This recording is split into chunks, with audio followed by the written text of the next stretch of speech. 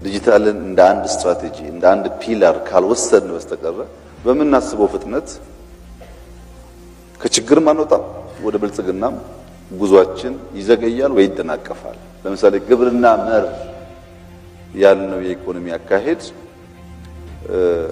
ዲጂታሉን ከዘነጋ ዲጂታሉ እንደ አንድ ፒለር ካልተወሰደ ብዙ ርቀት ሊወስደን አይችልም። በዚያ ምክንያት ብዝሃ ዘርፍ መሆን አለበት።